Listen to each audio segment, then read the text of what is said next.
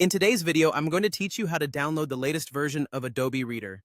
We're going to break it down together, making it simple and straightforward. Let's get started by opening up your preferred web browser. Once you're there, head over to the search bar and type in Adobe Reader. After you hit enter, you should see a list of results.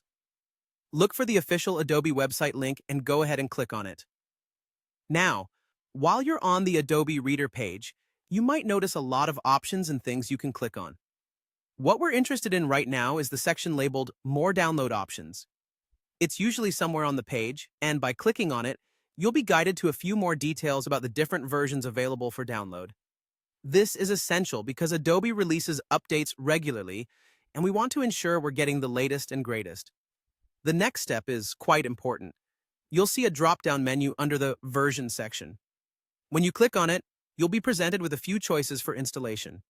Choose English Windows 64-bit to ensure you're downloading the most recent version if your system supports it.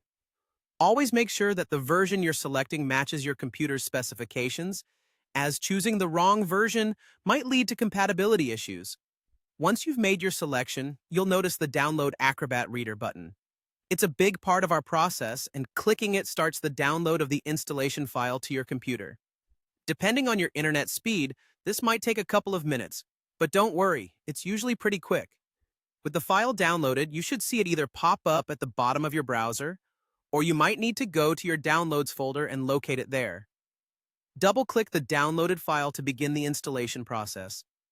As the installation window opens, you'll be guided through a series of prompts. Make sure to follow these instructions carefully. Typically, it's a simple matter of clicking Next a few times.